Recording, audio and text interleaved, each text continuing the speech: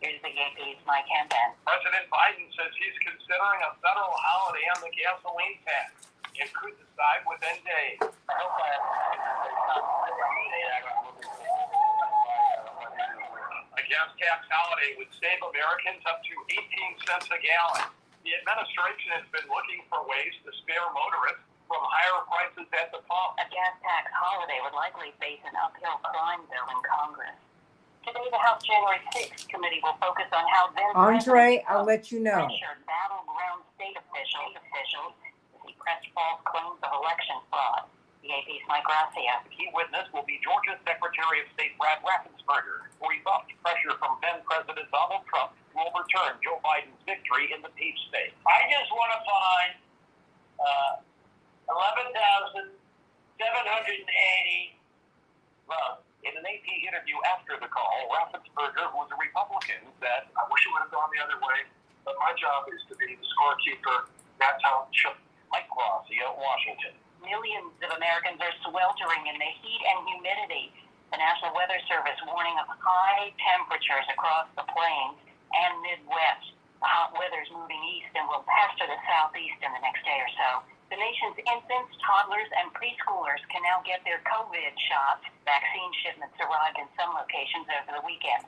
$103 million. That's how much somebody paid at auction for a Nobel Peace Prize medal sold by a Russian journalist to raise money for Ukrainian child refugees. Now to the NHL in Game 3 of the Stanley Cup Final. Walt Marciano in Tampa is this. And here is his report on the game.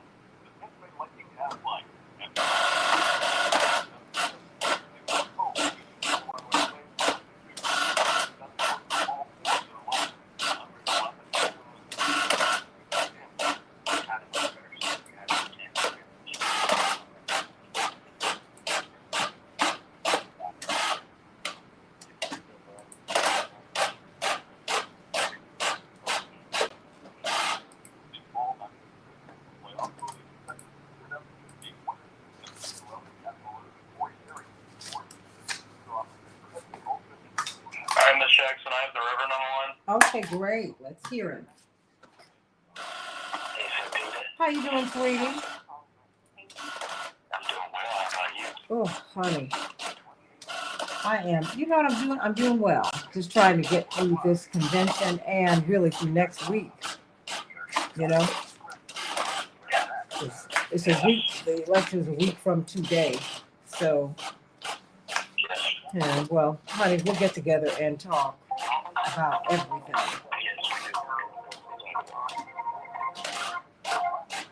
You know, we will talk about it. Oh. Yeah. So, and in fact, my mother wanted to talk with you. You know.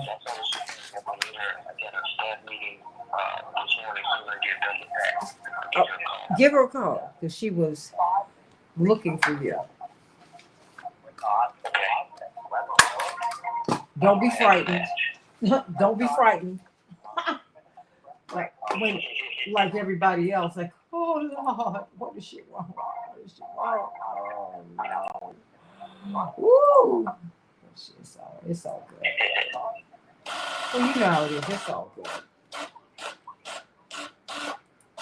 Okay, it's all good. It's all good, honey. We have 1 minute. Thank you. Just, oh boy. Interesting. You know, these Americans who are being captured in the Ukraine, it's interesting that they're calling them veterans and they're mercenaries. You know, I'm like, you're a soldier of fortune and you got in the fight. I'm sorry about it, but you got in the fight. You're paid more than our troops are. But you know, many of our troops are in poverty, the enlistees. It's like, whoa, hold on. And it's not their fault. It's the way the system is set up. But it's like, whoa, you can't. That's not right. 15 seconds. Thank you. Yeah. It's like, wait a minute. And play them off like they are. I'm like, are we in this or what?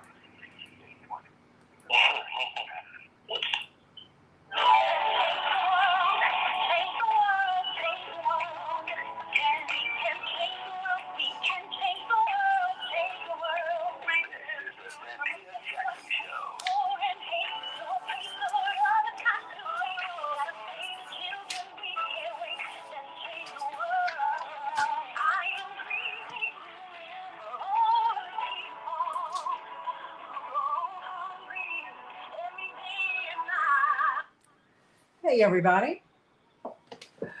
Hey. Welcome to the Santita Jackson Show. It's a joy to be with you today on WCPT 820, the nation's largest progressive talk radio station, and AM 950 radio, the voice of progressive Minnesota. I hope that you will meet my morning stars on the Santita Jackson Show YouTube channel, the Santita Jackson Show YouTube channel, and AM950radio.com, WCPT820.com, and the Santita Jackson and Friends page. Remember, everybody, that is where I can have friends. Any other page you see, I can't. You can request a friendship, but I can't fulfill it.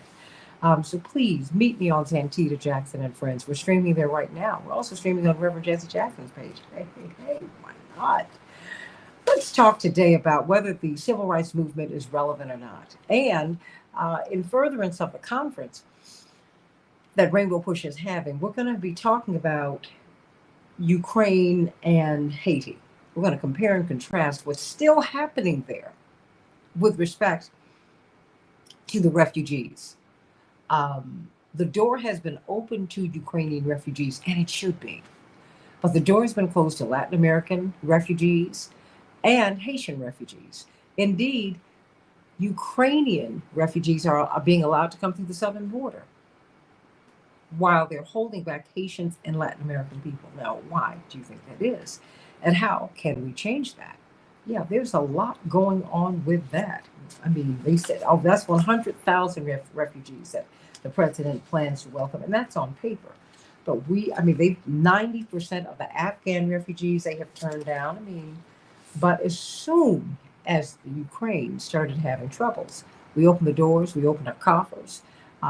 They've gotten tens of billions of dollars, and the numbers just keep rising every day, while Americans are facing real needs. So I want to know what your thoughts are about that. How are we going to handle that? We'll be discussing that this afternoon at the Rainbow Push International Conference. It was wonderful seeing you, L. Stanley Davis, and everybody else out there yesterday. I'm so glad we're having it at the South Shore Cultural Center at 71st and South Shore Drive. It's beautiful. It's on the lake. We have great food, fanfare by Faye. It's just great, elegantly put together soul food. But there's a lot of great food that is there. And we want you to be there with us. Clergy Luncheon is today. And in fact, I have a ticket to give to someone. If you just call me, provided by our brother Andre. That's right. He wanted someone. He wanted one of the morning stars or someone to go to the Clergy Luncheon. It's going to be pretty fantastic. And so I want to see you there today. Starting at 9 o'clock.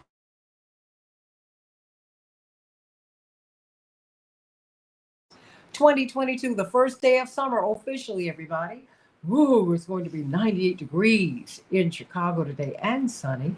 89 degrees in Minneapolis, St. Paul, partly cloudy. The Dow closed down 38 points. The NASDAQ closed down 1 point. And the S&P 500 closed down 8 points, everybody. In the NHL, we're closing in on a champion. And we already have the champions in the NBA. That's the Warriors. Will it be the Lightning or the Avalanche? It's just 2-1. The Avalanche lead the series 2-1. We don't know yet. Wow. We will see, everybody. The Lightning won last night, however, 6, and the Avalanche 2. In Major League Baseball, the White Sox 8, the Blue Jays 7. They'll be facing one another again today. The Pirates 12. The Cubs are really having a hard time, and the Cubs won. Perhaps they will redeem themselves today when they play tonight. The Guardians will be facing off against the Twins. Everybody. And the WNBA is going to be an active night or day. The Sky will be facing off against the Aces, and the Lynx will be playing the Mercury. As I shared with you, it is the first day of summer. And guess what? Something else, Reverend Thurston, is going to happen. Something that happens rarely. It's what they call an epic alignment of 5 planets. That's right. This rare planetary parade that has not been seen since 2004, and it won't happen again until 2040. For the first time since 2004, 5 planets will create a straight line in the sky. That's right.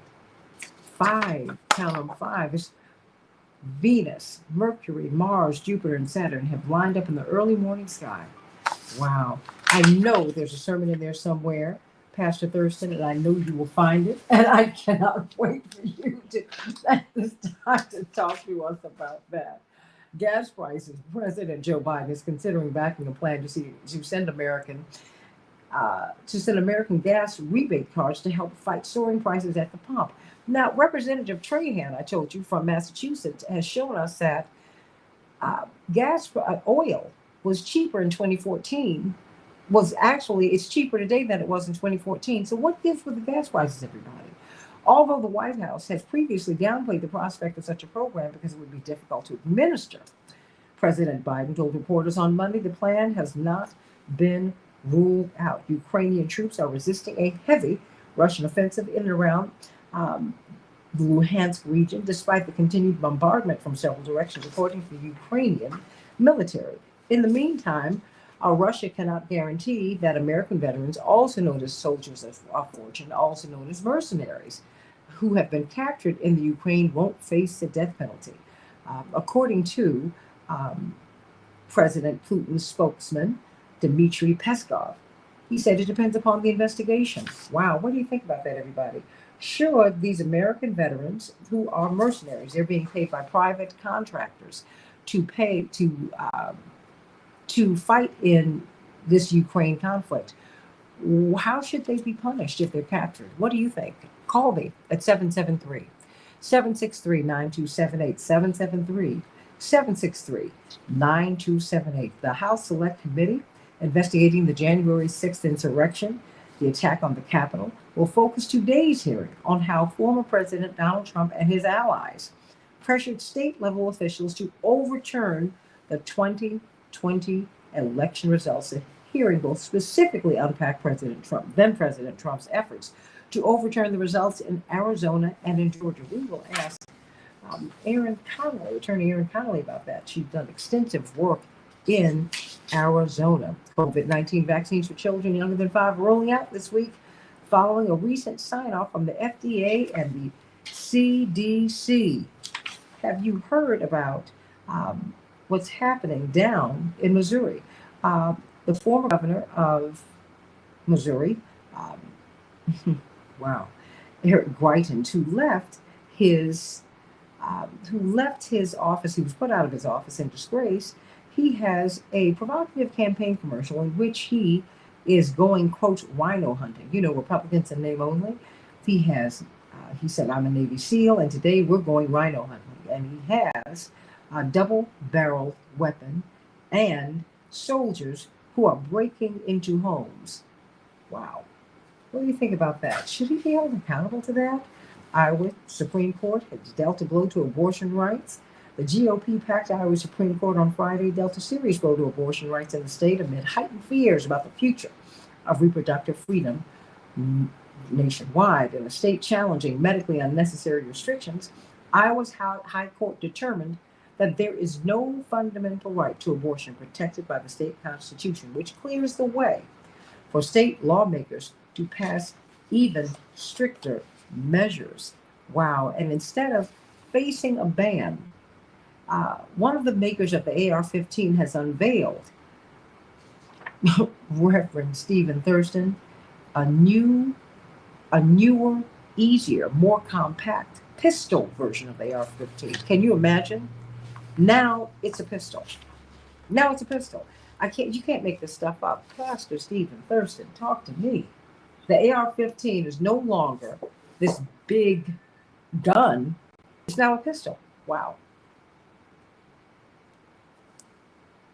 Interesting every day. Oh, I try to find them for you. it's great information for us to have. And so many people find themselves anxious in the face of the news that we hear on a daily basis. But I want to encourage us today that there is a process that we can all go through that will help us to soothe our mind. Because there's so much noise and overwhelm these days. It's almost impossible to not feel crippling anxiety on a regular basis. I mean, when we look at the onslaught of commitments that each of us has, the appointments on our schedule, the obligations that we've committed to that never seem to end, we're a nation of chronically stressed and overwhelmed people. We often spend our lives in a rush, rushing on autopilot, completing task after task until we finally collapse into the bed at night, utterly exhausted. Amidst the noise and the demands, our minds are scattered in a perpetual state of thinking, planning, regretting, and worrying. Hence the anxiety, a normal response considering how little time we actually spend grounded, centered, and still. The good news is that there's a gentle way out of habitual stress and overwhelm, but it's going to require developing some new habits that will help us to heal and to change. With practice is reality.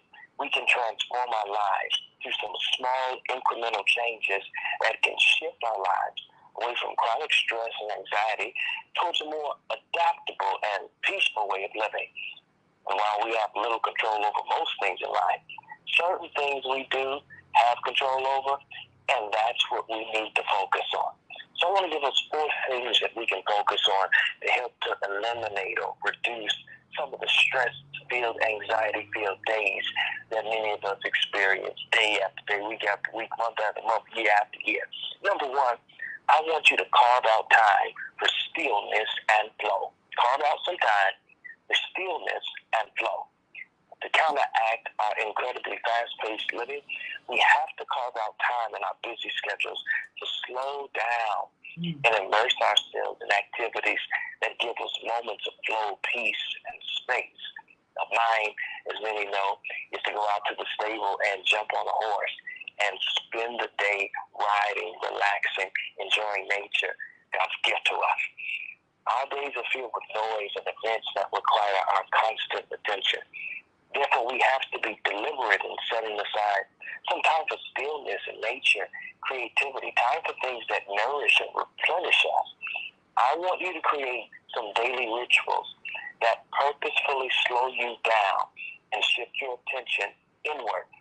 I need you to unplug from the busyness and give yourself the luxury of solitude and stillness. Number 2, I want you to befriend your mind. Befriend your mind. Listen, if we don't pay attention to where our mind goes and what it does, we're just allowing habitual thoughts and behaviors to lead our lives, for better or for worse. And with mindfulness, you'll learn to observe your thoughts and where they lead you, so you can see where you're self-destructing and working against your own values and goals. Mindfulness is critical, and it's empowering. It teaches us to be open, slow down, and observe what's happening within us and around us, and to respond authentically instead of reacting habitually out of shame and fear oftentimes. Mindfulness is going to help us to develop the freedom to think and act differently, build some new habits, and deal with difficult emotions, overcome our struggles, and learn to flow with life as it unfolds. Number 3, I want us to engage the practice of grateful living. Santita, we church people, so every day is a day of Thanksgiving, and we ought to be grateful as we encounter a brand new day of life with some brand new mercies and grace. Our minds are biased towards negativity, and we habitually focus on problems, giving them much more attention than is really necessary, inducing anxiety in the process. And if left unchecked, this can put a negative spin on our day, keeping us in a perpetual state of chronic stress and worry. And the good news is that this bias is not set in stone. We can shift it by bringing our attention to the positive things, the little things that spark joy and bring light into our day, moments that we'd otherwise miss amidst our stress and overwhelm. The more time you spend reflecting back on things that brought you joy throughout the day, the more time you spend keeping alive those connections. that give you the feeling of calm and peace and wonder. This is going to train your mind to focus on the good and keep you away from fear. Fourth and finally, I want you to reconnect with yourself. Listen, always on the go, we rarely slow down long enough to notice how we actually feel, what we want, or what we need in a given moment. Thus, many of us have lost touch with our desire and our core self. Listen, change can be had, especially if we don't have a strong sense of self. That's why it's hard, rather. Change can be hard if we don't have a strong sense of self, and that's why it's important to reconnect with your deep inner essence on a consistent basis. Stillness is like a balm that calms our frazzled soul. Mindfulness allows us to slow down and better respond to anxiety-induced challenges that we so often face. Gratitude gives us perspective, and self-awareness helps us recognize and understand our emotions, and that builds strength and resilience. If you combine these four habits that I've presented today, it will greatly reduce your daily stress and your anxiety. And as you're nourishing and supporting yourself daily, you allow healing to take place. So many of us need to be healed in so many areas. These four practices can have a soothing effect on your body, on your mind, and it can shift you from a perpetual state of stress and overwhelm into a more peaceful way of living. I want us to leave from this experience of sharing today with the hope and the knowing that we can soothe our mind. Wow. Amen to that. Amen, amen, amen. You know, because we're walking around here with so much noise, but we don't even realize just the value of peace, and that it's, well, you know what? I think also because we're traumatized people, Black people in particular, and Latinos, and anyone, my Jewish friends, it's as if the Holocaust literally happened to them. I mean, but you know, we talked with Dr. Max Wolf last week about how you can carry in your cells the trauma of your forebears, of your parents, of your mothers, of your fathers, and we do that, and thank you for that, because I think that we have got to we have to change the paradigm. I know I have to change mine. You know, that peace is not just possible and achievable. That should be our baseline. It's our noise that's making the difference. I thank you for that. Everybody, get the book, Mirror Moments, Mirror Moments, Mirror Moments. And what is your website so that we can get to it? Head over to StephenJThurston.com. That's Stephen with the PH. StephenJThurston.com. Grab the book and all the other resources that I have available to help you to grow and change what's within so that you can change what's around. Amen, amen, amen. We love you, Stephen Thurston, Pastor Stephen Thurston, you and your dad and your mom and all y'all. We just love you, love you, love you. And of course, give our love to everybody at the Great Salem Baptist Church. Look, we've got Dr. Shanina Knighton, registered nurse. Of course, she is at Case Western Reserve University, about to assume this big new position. We're so proud of her.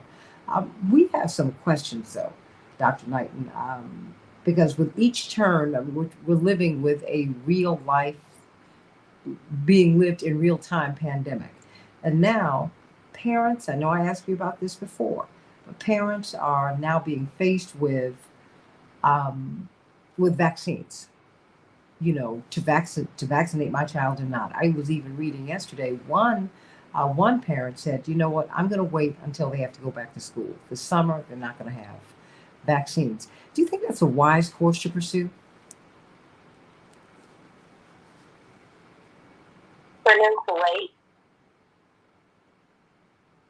Are you asking yes. why? She wants to wait until it's time to go back to school. I think she's also probably trying to buy some time to see how this will all work. But she said she's not going. She said, I'm not going to even do this until the fall, until my children have to go back to school.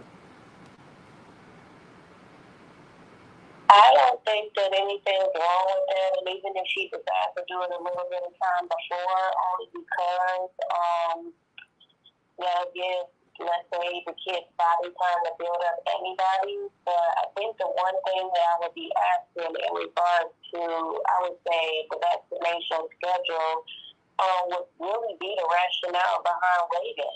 And that's the honest, if it's more so out of concern, if it's out of fear, then that's where I encourage people to go and talk to their healthcare provider just to be able to express what those concerns are. And just as I mentioned yesterday, a lot of parents, sometimes we feel like our kid is like that unique one, right? And it's not necessarily the case. It's just how we mentally process it. So I always encourage people, just make sure that you're asking questions and you're talking about what your fears and concerns are. That way, not only can they be dismantled or they can be discussed, they can be put out there. Sometimes when we talk, we actually find our own answers in our own voice. And so that may actually be something that may need to happen in order for parents that are still uncertain about it. And so that's one of the things that we also have to think about too, Santita, is that it's one thing for us as adults to go get vaccinated, but when the kid that you love, the kid that you're intended to protect and, coddle, it's different when you're asking yourself, is this going to harm my child? And it puts the conversation in a different context. And it may not necessarily be true in your mind, but it's always something that a parent is going to think about. Is this going to benefit my child or is this going to do harm to them? So it's a common thing that we go through. Everybody, it's something for us to think about. And I've got about a minute left. What do you do if you don't have a primary care physician? A lot of people don't have that primary care physician. What should they do? Should they speak with a registered nurse, with a physician's assistant? What's the next step? So for one, in this instance, especially how things are going, I will be seeking out the health department to figure out what kind of healthcare professionals they have on staff. If you have a free clinic in your area, I will be seeking out those services. If you have, let's say, someone in your family that's a healthcare member, then I will be seeking them out. And so honestly, I would say, Santita, this is the time to rely on our networks because you don't know who, right? And so sometimes you may not necessarily have that primary, but you may have access to someone that has that information that can help get you closer to where you need to be, even if they're not your actual provider. And so I do tell people that this is definitely the time that we need to process the concept of resourcefulness. How do we figure out how to use what's around us to get where we need to go? And it's not necessarily using, it's just also understanding that there are resources that are out there, but we have to actually do our homework to see what is there and how can we utilize it. Dr. Shanina Knighton, everybody, of course, you have got to go to her social media. I go every day at Hey Dr. Nina, at HEY Dr. Nina. That's right. And you can find out there's so many little things that she is going to of which she'll make you aware. I mean, you really, really, at this time, you know what? I have to tell you this, Dr. Knighton, as we go. I bumped into 3 people yesterday who asked about you. They said, I love hearing from her because she is letting us know about a lot of little things. They each said that you don't even think about. So keep up the great work. Dr. Shanina Knighton from Case Western Reserve University, registered nurse and infection preventionist. Of course, she is also a teacher and a mom. Dr. Mom, that's her new handle with us. Dr. Mom. Let's talk about Ukraine and Haiti and the difference between how everybody's been treated. Back in just a minute on the Santita Jackson Show.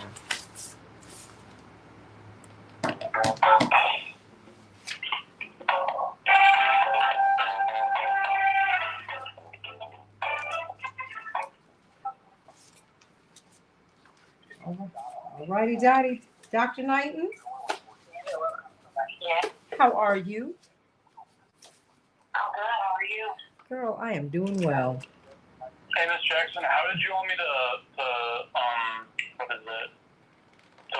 figure blanking on the word. How do you want me to call the guests for the next hour since we're going to have to stagger them? Attorney, I'm going to have to let you go, sweetie, because we need these lines today.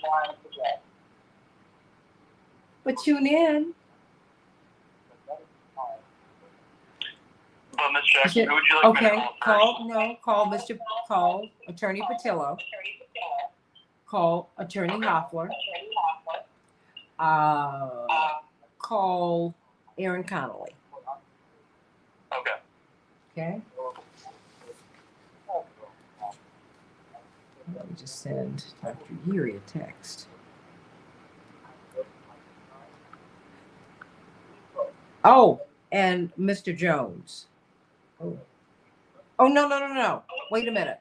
Call Anastasi Sanat instead of Aaron. Go on. Okay, sorry about that.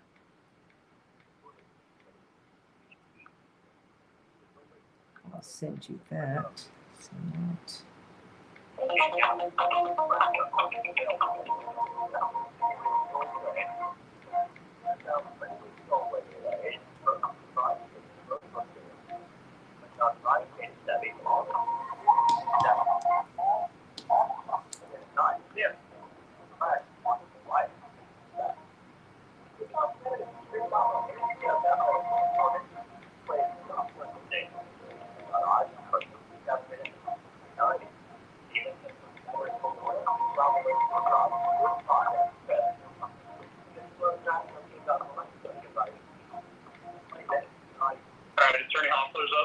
Thank you. I just sent you a text. So late. Sorry about that. And then also as a heads up, Chappelle, we also have her too. Oh, we do? Okay, well then we'll get her, and then we'll get her on and off very quickly. But check your text.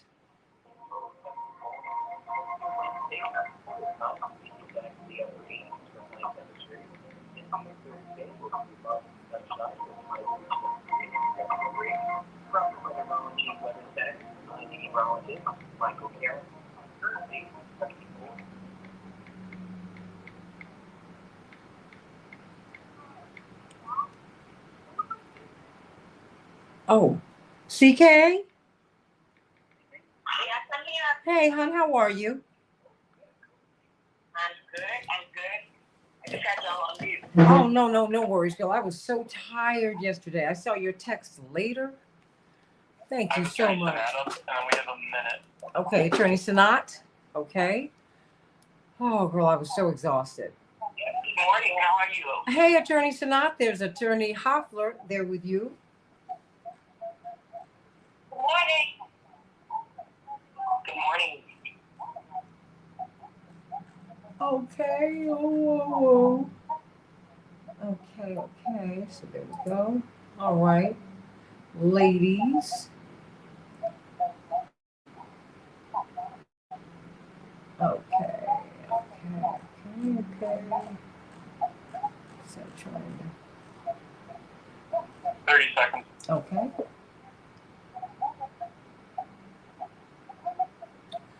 Okay. Do we have Attorney Patillo up? No? I just called him. He didn't pick up. So I'm going to call Attorney Jones and Attorney Patillo once we get back in it and Chappelle's doing her library. Okay, fantastic. Thank you. All right. 5 seconds. Mm-hmm. Is that James Jones? No, Daryl Jones.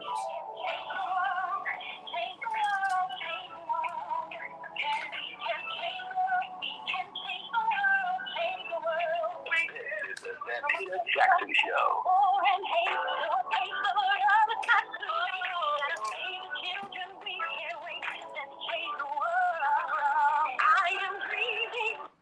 Hey, everybody, you need to get on over to the Rainbow Push International Conference. We've had some tremendous sessions already.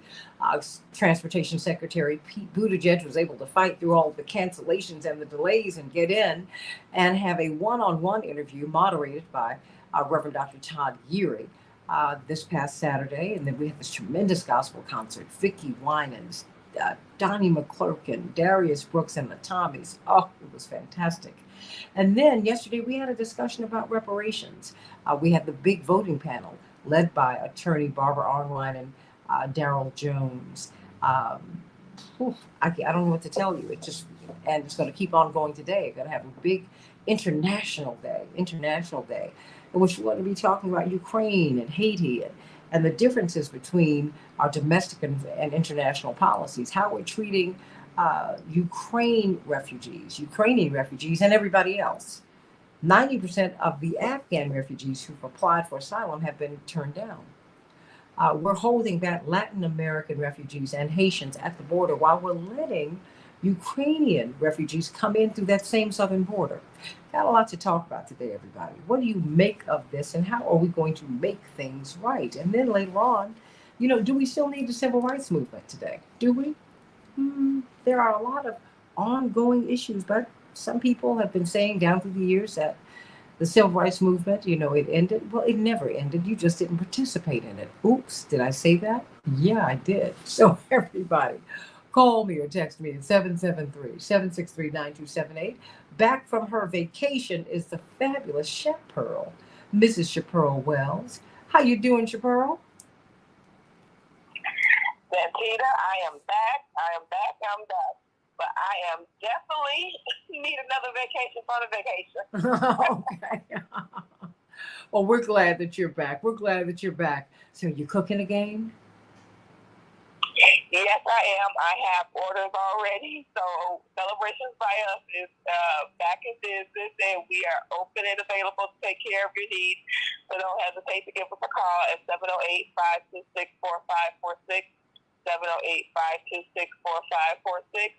And we are still doing graduation and trunk parties as well as weddings, so don't hesitate to give us a call for all of your table setups, your suite tables, as well as also your hors d'oeuvres and your full meals. So please don't hesitate to give us a call at 708-526-4546. 708-526-4546. We look forward to serving you. Thank you so much, Santita. Oh, we're so glad that you're back, Chaparral. We're so glad. We missed you. We missed thee. But I'm so glad that you and that wonderful husband of yours got a chance to get away. Wonderful, wonderful. We love you, Chaparral, and we're glad that you're back safely. Please give our love to Mr. Wells. That's right, there is a Mr. Wells. Absolutely. Everybody, let's talk about a discussion that we're going to have later on this afternoon at Rainbow Push. There has been a push by the Western powers, if you will, to get the global South. That is most of the world, most of the world, like the BRICS nations, Brazil, of course, Russia is in the center of that, India and China, to get involved in the Ukrainian conflict, and they've not been successful. That's right. We have different groupings of economic powerhouses throughout the world, cultural powerhouses, if you will, social, economic, and cultural powerhouses. You've got the G7, you've got the G20, you've got the G8. You also have BRICS, and you have Africans organizing. You have Africans and Asians organizing. You have people organizing all over the world. And collectively, most of the world is known as the Global South. We don't call it the Third World anymore. And remember, that's most of the world. Most of the people in the world are residents of the Global South. And so there is the impression that all over the world that America's not treating all of its refugees equally. Imagine that. President Biden plans to welcome 100,000 Ukrainian refugees. That has been the headline, as Haitians are still being deported. Haitians might have taken them years to get to the southern border. And then they were put on planes, and they thought, okay, I'm getting into the United States. No, they were taken back to Port-au-Prince. Okay? They were taken right back to the place that they had spent so much time from which they were trying to escape. So how did that happen? What about Afghans? 90% of Afghans seeking asylum under this humanitarian program that the United States has have been rejected. Now, many of them have helped the United States when we were over there occupying. So what about that? How fair is that? And what do we do? And we were all appalled as we saw these Haitian refugees beaten by these Border Patrol agents on horses. It reminded you of slavery. Yes, it did. So it's still an issue. it's still an issue. It might not be in the headlines, but it is as big an issue today as it was when it was in the headlines some months ago. So let's talk about it. Of course, we've got the chair of the board of Rainbow Push, Attorney C.K. Hoffler, with us today, and Attorney Anastasi Sanat, brilliant young lawyer who is the president of the Haitian American Lawyers Association of Illinois. Of course, it's the Illinois chapter. Attorney Sanat, tell us, what will you all be talking about this afternoon? And it appears that this is still a big issue. Talk to me. Good morning, everyone. Good morning, Attorney Hoffler. I think the main concern is what's the difference about the programs for the Ukrainian refugees versus the Haitians that are seeking asylum, and of course the Afghanis that are seeking asylum, trying to get into the United States. Why is it so different? Why do we have, the welcoming effects of the Afghans after the fall of Kabul to the Taliban in August, and then Uniting for Ukraine program, which uses a different streamlined process, which basically is called humanitarian parole. How is it that they're able to offer these things to Afghanis and they're able to offer these to the Ukrainians, but Latin America, which includes Haiti, is not given this opportunity? And I think that's the main topic of conversation that we will have. Explaining education. Oh, Attorney Sanat, we can't hear you now. Uh-oh. You're back. That's okay. Now we can. Okay, yeah. It's basically an opportunity for us to kind of give an education on what the State Department does, what the Department of Homeland Security does, what the United Nations, Refugee Assistance Program does, and how all of those intertwine and why one impacts one country different than it impacts another country. Robert Patillo, what's your perspective? President Biden announced these plans to welcome 100,000 Ukrainian refugees on top of the others who have been welcomed. I don't have a problem with that. I think if you're seeking asylum, America's the place to be if this is where you want to be. But we're rejecting 90% of Afghans who are seeking asylum under our humanitarian program. We are holding back Haitians and Latin Americans at the border while we are letting Ukrainians through that same border, but it's no longer in the headlines. I mean, that got pushed off the headlines and we haven't heard about it anymore. Talk to us, Robert. Absolutely. So many people, they get pushed back from this conceptualization of exercising their constitutional right to claim asylum. So they are claiming under the right authority, under the right legal framework, the ability to ask for asylum when it comes to the United States of America.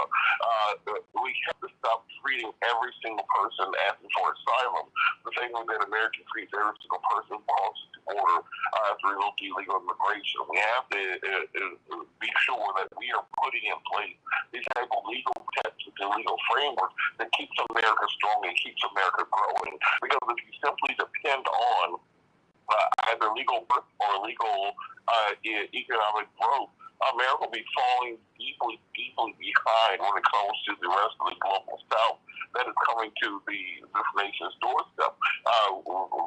Illegal immigration and immigration in general is nothing for America to be ashamed of. It's something that we should be strong when it comes to regulating, because when you look at much of the rest of the world, their global South is not able to be contained. They do not have any apparatus by which to contain people who are coming into their country.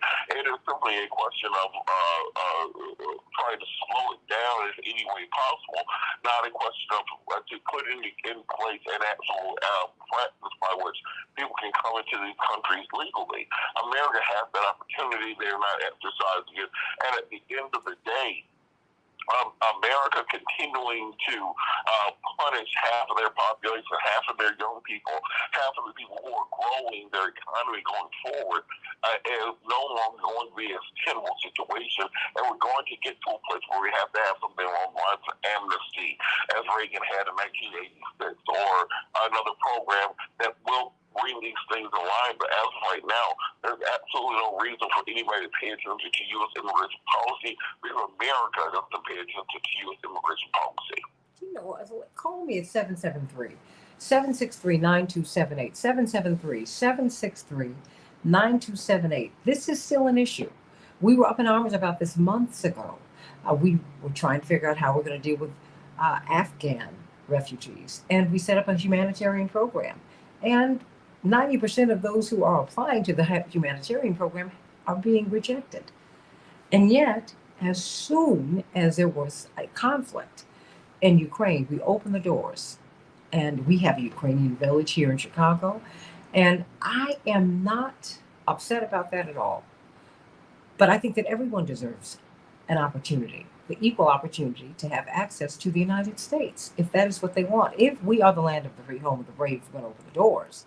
And so, C.K. Hoffler, I mean, what do you think about this? I mean, because this is no longer in the headlines, but of course, at the Rainbow Push International Conference, we are going to be talking about this today because it is a big issue, or maybe it's not a big deal. You help me with that.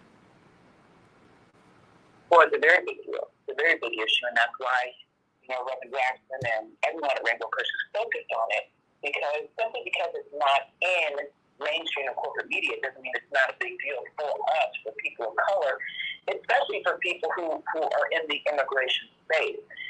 I really view this as a continuation of our previous policy. There are some distinctions between the immigration policies of former President Trump and where we are today, but at its core and the essence, what we're doing is we're rejecting Black and brown people and we're letting in white immigrants. That's the bottom line. Now, let me say that I agree with you, Santita. I am absolutely positively happy that we are providing refuge for Ukrainians who are coming into the country. That's not what this discussion is about. It really is about equality. It's about fairness. Everyone should be given that type of asylum. There are people coming in that have been in war-torn countries for many, many years, experiencing similar realities as those refugees from the Ukraine who are trying to get into the United States. And so I think we should just apply it even-handedly. I've always been, or always have disfavored, unequal or inconsistent application of law, whether it's immigration law, whether it's policing, whether it's civil rights, whether it's voting rights. We should have one set of rules that apply to everyone. So it's the inconsistency and what appears to be favoritism for some that is deeply disturbing. But let me really be clear. I think that we should provide a safe haven for all that wish to come here. I believe we should provide that safe haven if we're able to, and we shouldn't distinguish based on race or cultural heritage. That's the problem. Of course, that's the problem I have with us distinguishing based on race and cultural heritage living here in this country, domestically. So it's a consistent theme that we have, whether it's domestic or international. And those are kinds of barriers we need to continue to fight with. 7. I lost you. Earlier about the civil rights movement. There was a civil rights movement in the 60s and the 50s and early 70s in order to change how the United States treated Black people that were here in the United States already. But we're in a new civil rights movement. We want the world, not just the United States, but the world to treat Black people fairly when it comes to, as Attorney Hoffler has mentioned, application of the law. When we're talking about international law, the United Nations has defined what a refugee is. And all of the countries who have signed up to apply that law should be applying it fairly and evenly. It doesn't matter the color of one's skin or as clearly the nationality. But in some situations, it does seem to matter. For example, if the Ukrainian ends up in France, they have the same application of refugee law that the United States has. So why should the Ukrainian, who's already in a safe country like France, then be allowed to come from France to the United States? When it's someone from, for example, Rwanda, when they were going through their war, or Sudan, when they were going through their war, why weren't they given that opportunity to come to the United States? Now, when I go to Haiti and I think of Haiti and my parents' homeland, in the homeland of so many people here in Chicago, I think of the fact that they're not at an active war like Russia and Ukraine, but they are in a war for independence, international independence, for notoriety, as well as just, self-governance. I think the international influences in that country have damaged the country such that the New York Times wrote a 3-part article which gave the history of why Haiti is owed reparations by so many different countries. And in that situation, you have to look at the systemic issue that we are currently being faced with. Wait.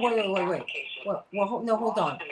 No, wait. Have you finished paying France reparations? Because you damaged them when you ended colonialism. Would you explain that? One of the reasons that has been rumored as to why Jovenel Moïse was assassinated and why Jean-Bertrand Aristide was removed from office is because he was seeking reparations from France. He was not trying. They were both not trying to not seek reparations from France. But yes, in the total grand scheme of things, I've mentioned this in the past. But the United States, for example, Guiana Island, they have an act from 1856 that says the United States has control of property that technically belongs to Haiti. But at the end of the day, because of all of these laws and these policies and the application of it, they're being forced, in my opinion, to create the new civil rights movement, which is a worldwide movement of treating Black people equally throughout the world. But you know what? Let me say this to you. The civil rights movement, it's not a new one. It's a continuation. The thing is, this generation is now just getting caught up. Civil rights, it is an ongoing struggle. It never, ever stops. The NAACP doesn't go in and out of business. The Urban League doesn't go in and out of business. NAN doesn't go in and out of business. SELC, PUSH, Rainbow PUSH, they don't go in and out. Our embrace of these organizations that advocate for us, the Poor People's Campaign, they go in and out. And the signal, Anastasia, is as soon as Dr. King was killed, Reverend had to get back to Chicago because the work had to continue. And Dr. King said, I have seen the promised land. Now, I might not get there with you, but bottom line, it's there. You will get there, but you're going to have to keep on marching. And it was always a global movement, which is why the Nobel Committee recognized Dr. King because, please, that's why Dr. King was at Nkrumah's, Kwame Nkrumah's inauguration, because everyone globally has understood that we all impact each other. That's why we're having this conversation at Rainbow Push this afternoon. And I'm so glad that you and Robert Patillo will be leading it. And but let me bring in, if you don't mind, Attorney Darrell Jones, the chairman of the Transformative Justice Coalition. I mean, now, mind you, we see you dealing with the American vote primarily in this space. Why is this, to Anastasia's point, why is this conversation important to you, and why should it be important to all of us, Attorney Jones? Oh, absolutely. Because, what happens, and again, Santita, thank you for the platform to inform your listeners of what's going on. Because, one of the things that's important is that people have got to understand what's happening. They've got to recognize, own what's happening on the ground. And so when we have, Anastasia Fanad and C.K. Hoffman and Robert Patillo lifting up the information, showing the differences in the treatment of Ukrainians or European Ukrainians that are being welcomed to the United States, and the treatment of Central Americans and Haitians that are not being welcomed to the United States. What we're also beginning to understand is that it becomes the policy as a selective enforcement of the U.S. policy. And it becomes an issue as well with regards to those that are elected and in position to make those decisions. Because the decisions of what to enforce, it comes from the top down, not from the bottom up. The bottom up, those on the bottom rungs of our government respond to what those on the top of our government are saying. those at the top of our government get there by way of election. So it is our vote that pushes and determines how that policy is being implemented. That's what this big push is. And so, the interest from the Transformative Justice Coalition, we certainly take it from the voting rights space, but we also take it from the human rights space. If there's a equality of treatment that's at play here, and whether you're in Haiti, whether you're in Nicaragua, whether you're in El Salvador, whether you are in the Ukraine, we think that the use of the U.S. policy with regards to allowing folks to come in and refugees to seek refuge in the United States should be the same. And we shouldn't have to wake up to images of Border Patrol officers on horseback, lassoing, corralling Haitians, trying to keep them from reaching safety at the U.S. border as they're trying to escape, all kinds of just issues that have developed there, whether it's the assassination of President Moise or if it's the devastation from the earthquake that they experienced. In the middle of all of that pain and anguish they're going through, we're now going to have a policy that says, corral them, send them back to it? No. So we've got to be certain that we continue to apply the pressure, and this is the best time to start raising this. We're in the middle of a primary election season. We've got to be certain that those that are standing on the front line that can put the most political pressure on the administration to be certain that the policy is treated the same across the board occurs. This is the time to do that. This is the time to raise that discussion. This is the time to be certain that we have representatives that are willing to stand up for the equality of treatment of all people across this globe. This is that time, Santita, and that's why we stand in that space. Absolutely. I mean, because Anastasia, I've got about a minute left here. I mean, I think when we saw these Haitians, these black people, because you don't know what someone's nationality is, but you know they're black people. When we saw them lassoed at the border with these white men on horseback, it's like you had a moment where you went back to the plantation. It was unbelievable. It was just something that we all recognized. And Haitians have never been treated fairly. We pull Cubans out of the ocean and push Haitians back with the alligators. I've got less than a minute. I've got 30 seconds. They belong to you. Stay right here. Anastasia Sinat, 30 seconds. Yes, I'm still here. Well, I mean, but what do you say to that? I think one of the things that has been done by our elected officials, Jan Schakowsky, and I agree with Attorney Jones, it's absolutely important for us to choose elected officials that are going to go with what we say so that we can change the policy, because it will change if we can change the top and we can change the people that are allowing these things to occur. But I do agree with some of the things that some of the Congress people have done, led by Jan Schakowsky out of Illinois. Yes. 40 of them signed a letter, sent them, and said that we need aid to go to Haiti because we have a problem in Haiti. And because they've recognized the problem, I think they need to take it a step further and say, stop deporting the Haitians from here and give them humanitarian parole and give them asylum. And stop treating them like prisoners. Please, back in 1980, every time they come here, they were put essentially in prisons. And I mean, I know Reverend Jackson went down there to break that up. This is how we have been treating Haitians. This is what we do. Let's talk about that. Let's continue this conversation. And then we want to know from you, is the civil rights movement still relevant today? Do we still need it? I hope I'll see you at the South Shore Cultural Center today at the Rainbow Push International Conference. You're going to see Anastasia Sinat, Attorney Anastasia Sinat, and Attorney C.K. Hoffler, and Attorney Darrell Jones, Attorney Barbara Onwine, and so many.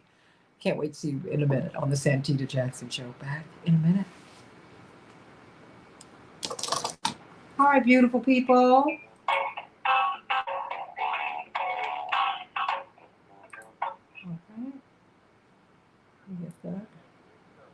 Oh, you all talk amongst yourselves. Mr. Jackson, did you want me to call Attorney Connolly and Velasquez? Yes, and Reverend Dr. Yu. Yeah, I'm going to meet him up too. Okay, thank you. I'll speak with Attorney Patillo after I get to work. Okay, bless his CK, what time are you leaving today? 3. Oh, At 1 o'clock. okay. Okay, I'll be over there before the luncheon. I've got a couple of errands I've got to run. We'll just, say hello at the luncheon, and then I'll have to run if I make it that far. If I can't with the flight, Absolutely. No, I look, I completely get it. Just they've been talking about these flights. They've been talking about them on well, just for the past few days, because everybody is. I'm supposed to go to California. I'm like scared to do it. Huh?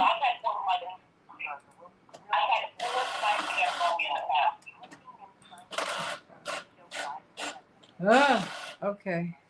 That is not promising. It's unfortunate. Travel these days, you got to be able to pivot and either have a little extra change in your pocket or have some extra miles. And most people don't have to do it. Yeah, absolutely. I think that's what's so awful. Yeah, I think that's what's so awful. That I mean, you need to have you an extra few $100s. Thank you. You need a few $100 extra to travel. 1,000 at least. Because these hotels are going to start gouging if they haven't already. It's awful. I mean, it's just awful.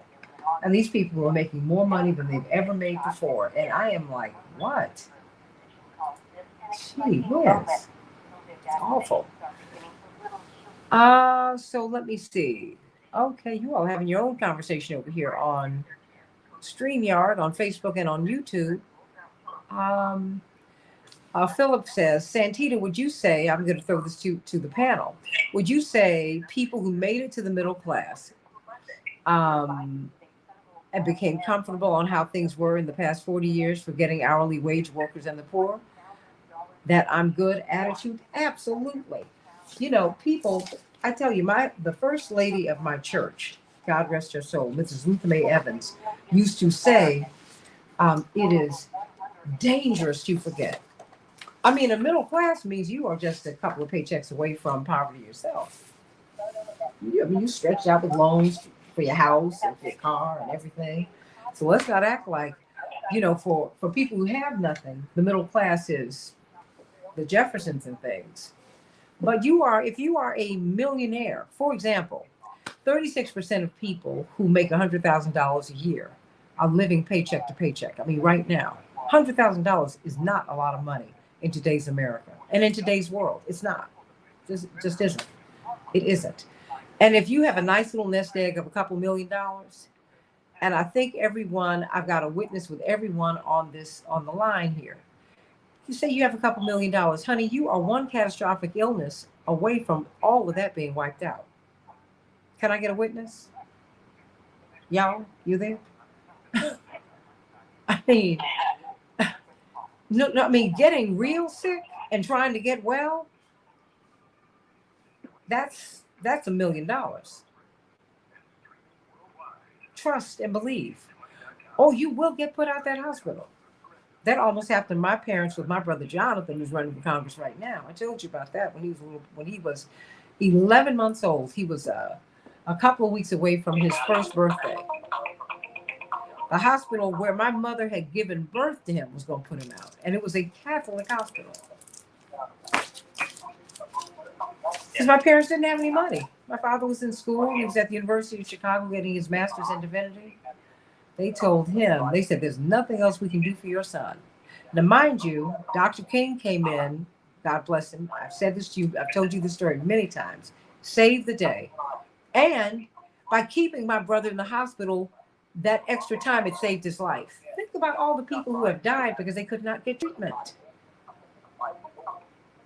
Just by staying in the hospital and by getting extra attention, because you had this global figure who came in and said, that's my godson. What? And he did not hit with a hard stick. He just said, I'm coming in to see my godson. It changed. It was a game changer for my brother and for my parents and for his life. It saved his life. 1 minute. And then I can't get up Attorney Connolly. I don't think she's available today. Okay, well, let's try and get her because she we'll try. Okay. Thank you so much. I'll try. I can try after this break in the first hour. But Okay. I called her like 4 or 5 times. Okay. No, I understand. All right. We have about 50 seconds, 45 seconds. Okay, fantastic. Now I'm going to have my live read and this and that and the other. Okay. Okay.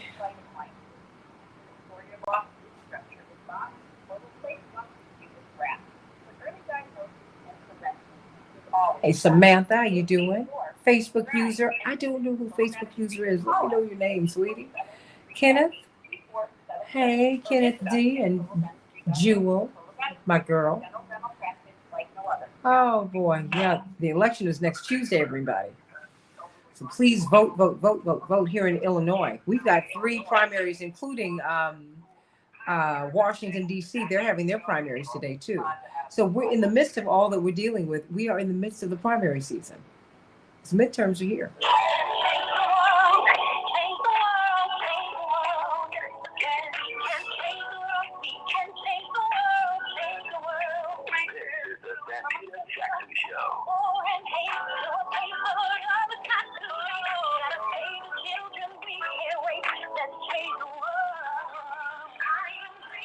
Hey, everybody. It's Tuesday, June 21st, the first day of summer, June 21st, 2022. Hope you are getting ready for a beautiful, beautiful summer, an enjoyable summer, even with high gas prices.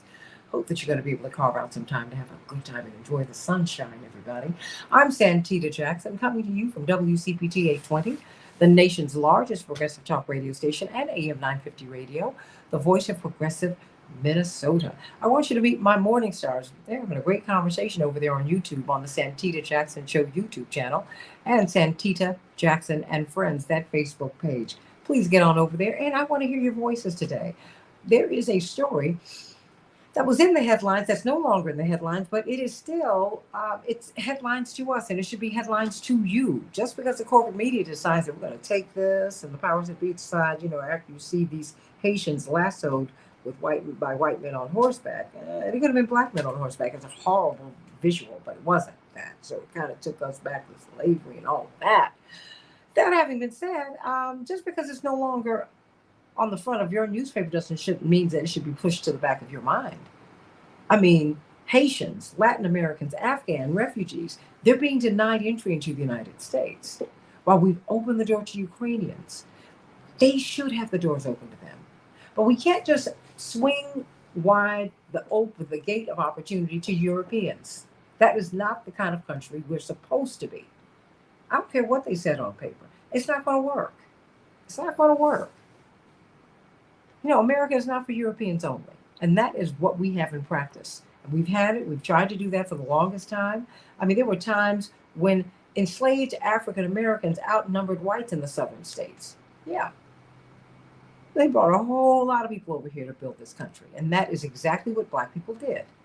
We built the country, and then you added another layer with immigrants later on, several hundred years later on. But this country was built by black people who were unpaid. And we didn't work for free. We weren't paid.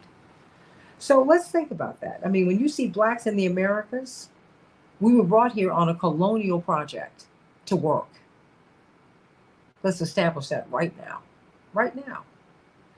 And let's deal with that, the unfairness of all of this. And we're going to talk about this and so many other issues at the Rainbow Push International Conference. We're having a great time at the South Shore Cultural Center. I mean, Ernie C.K. Hoffler, many people were saying, of course, she's the chair of our board. They were like, we should have been here before because it's a beautiful place. It's right on the water. It's on a golf course. It's a former country club, and we've got great food. It's just great, and you have space to stretch out and walk. And if you want to walk onto the beach, you can do that right there. So please join us today, starting at 9 o'clock. In Chicago, we're going to have a high of 98 degrees. It will be sunny. Minneapolis, St. Paul, 89 degrees, partly cloudy. The Dow closed down 38 points. The NASDAQ closed up a point and a half. The S&P 500 closed up 8 points yesterday. In the NHL, who is going to get the crown? Well, the huge trophy, the Stanley Cup trophy, we don't know because the series, it's really kind of been a thriller, everybody. The Lightning 6, the Avalanche 2. Now, while the Avalanche lead the series 2-1, the Lightning won last night. So we're going to see. They keep fighting back, everybody. In Major League Baseball, the White Sox 8, the Blue Jays 7. Will the White Sox continue the streak? We'll see later on tonight when they play the Blue Jays. The Pirates 12, oh my gosh, egads, the Cubs won. They'll absolve themselves tonight. They'll be playing the Pirates once again. And the Guardians will be playing the Twins up in Minneapolis, St. Paul. The Sky will be playing the Aces today, and the Lynx will be playing the Mercuries. First day of summer, and 5 planets are aligning with the moon in June in the June night sky. That's right, Mercury, Venus. Can you believe that? I mean, this is something that happens like every now and then. Last time it happened was 2004. It'll happen again in 2040, we hope. Mercury, Venus, Mars, Jupiter, Saturn, they've all lined up in a straight line. What does that mean? I know it means something. I love it. I love it. I love it, everybody. On the first day of summer in 2022, President Biden is considering backing the plan to send Americans gas rebate cards to help fight soaring prices at the pump. Will that help you? Call me at 773-763-9278 and let me know. Ukrainian troops are resisting a heavy Russian offensive in and around the Luhansk region. In the meantime, Russia cannot guarantee that American veterans who are mercenaries, who are being paid by private companies to fight in the Ukraine-Russia conflict, they cannot guarantee that they won't face a death penalty. They've stepped into a war, everybody, and there are penalties for that. Well, President Putin's spokesman when asked about facing the death penalty, he said, well, it depends upon the investigation, what the investigation will yield. We hope we can get these guys home safely. The House Select Committee investigating the January 6, 2021 attack on the U.S. Capitol will focus today's hearing on how former President Donald Trump and his allies pressured state-level officials to overturn the 2020 election. We'll hear what the officials from Arizona and Georgia, indeed, what will they say? What will they say? What will they say? What will they say? Let's talk about Haiti and Ukraine, everybody. The differences, the stark differences between how Haitians are treated and Ukrainian refugees are treated, and Afghan refugees. They're being turned away too. Latin American refugees, they're being mistreated. But before we do, let's get to this, everybody. We're looking for financial freedom. Yes, even in the midst of inflation and all that we have going on, there's still a way for you to make it financially. And Team Hochberg wants you to do that. They want you to know that. They want you to know that purchasing a home is not beyond your grasp. Refinancing your existing home, you know how to do it, but you need someone to help you fill out those papers, everybody. If you need to secure a VA loan, if you want to find out about a reverse mortgage and if that's going to work for you, if you have massive credit card debt, so many people do. Call Team Hochberg at 855-56-DAVID. 855-56-DAVID, or go on their website, 56david.com. 56david.com. Call them at 855-56-DAVID. Get a free consultation. Tell them everything. They've heard it all, everybody. They've heard it all. And they have gotten so many people, hundreds of WCPT listeners have gone to Google and they've given them the 5-star review. And think about the veterans. So many of our veterans are in poverty. Well, David respects the veterans and he wants to do more than just thank them for their service. So to thank veterans for their commitment to the United States, Team Hochberg will be waiving their loan origination costs, which is currently about $1,250, everybody. That's right. The next time Team Hochberg originates your VA, FHA, or conventional loan, think about that, everybody. They're going to waive the origination costs of the loan. Call them at 855-56-DAVID, 855-56-DAVID, to thank over 1 million veterans living within the Chicagoland area for their service to the country. Team Hochberg will waive your loan origination fees, and next time you originate that loan, your VA loan, your FHA loan, with Team Hochberg, call them now. call because we want the best for you on the Santita Jackson Show. We have been joined by Reverend Dr. Todd Urey, Vice President of Rainbow Push, Senior Pastor of the iconic Douglas Memorial Community Church in Baltimore, Maryland. He's joining attorney Daryl Jones, chair of the Transformative Justice Coalition, attorney Anastasia Sanat, brilliant young lawyer, president of the Haitian American Lawyers Association, their Illinois chapter, and attorney C.K. Hoffler, the chair of the board of Rainbow Push, brilliant lawyer, and attorney Robert Patillo. Indeed, they both have shows on WAOK, CK every Tuesday at 11 Eastern Standard Time, and Robert every Sunday from 1 to 4. And you, Daryl, are on WOL on Wednesdays at 12 noon Eastern Standard Time, and BarbaraOnline.com. Did I get it right, Daryl? It's today. Gee whiz. Noon today. You know what? My days it's noon today, everybody. Noon today, noon on Wednesdays. Oh, I was almost there, Daryl. Please forgive me, because I want everyone to go there because they do so much great work. Attorney Reverend Dr. Todd Urey, Esquire, what do you make of this? I mean, 90% of Afghans through the humanitarian program are being turned away. They're being turned away, even as many of those persons really got into trouble with their fellow country, men and women, because they were helping the United States when they were occupiers. Then we've got Latin Americans and Haitians who are being held at the border in detention centers at the southern border, while we're letting Ukrainian refugees through that same border. Now, it's no longer in the headlines, but that doesn't mean it shouldn't be a headline for all of us. Talk to us, Pastor Urey.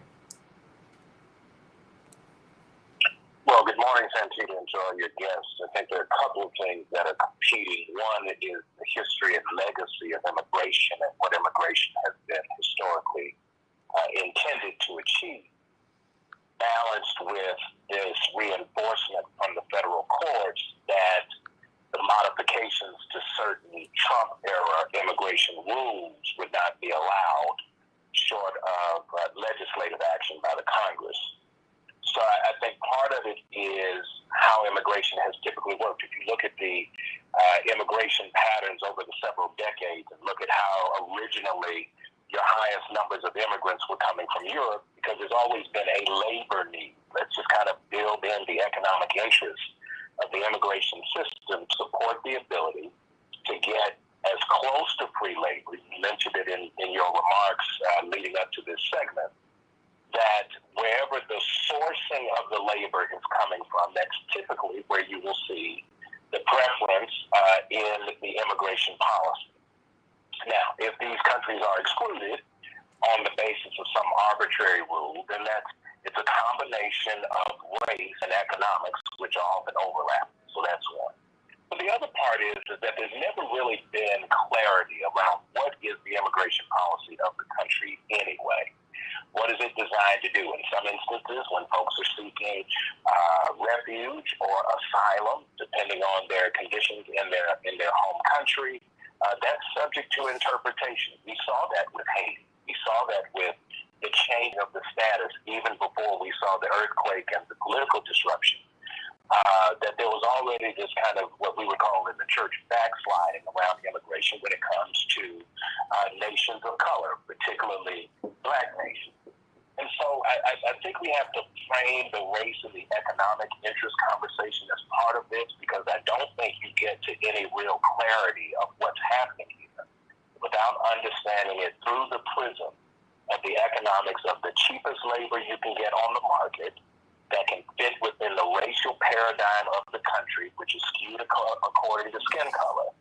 And without understanding that, I think we come away with just kind of a very authentically frustrating policy, but it is actually grounded in the identity of the nation. Everybody, what do you think? Should this still be a headline? Which leads us to another set of questions, Attorney Anastasia Sanat.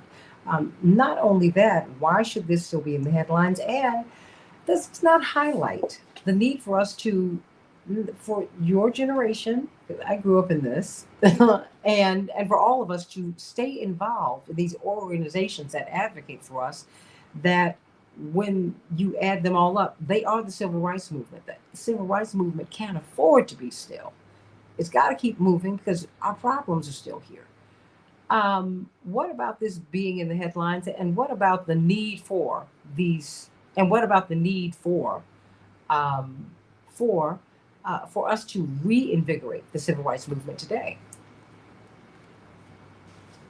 I would agree with Reverend Attorney Yuri on the fact that race and economics do play a part, but I would like to emphasize that politics is defined by that.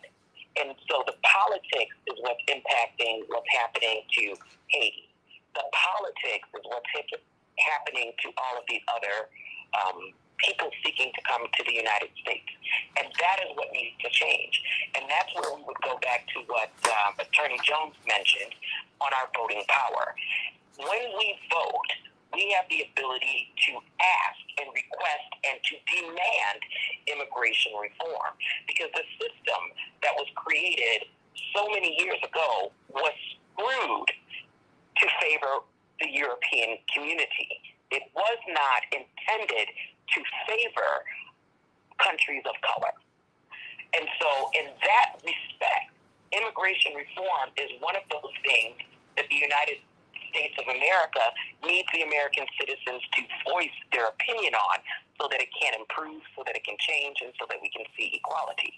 But then on top of that, I'm going to go back and I'm going to bring up the topic that has already been brought up, reparations. We need to start repairing some of the damage that we have done to other places. If we repair the damage that we have done to these countries that are economically challenged, like Haiti, you might decrease the amount of people that actually want to come to the United States. Because if you're thinking that the only reason why they want to come here is for the job, well, yeah. So why don't you stop crippling the country and have jobs available in their own country, so that they're not continuing to come to this country? Now, of course, there are other reasons that people come to the country, like in the Ukrainian program that I mentioned earlier, Uniting Ukraine.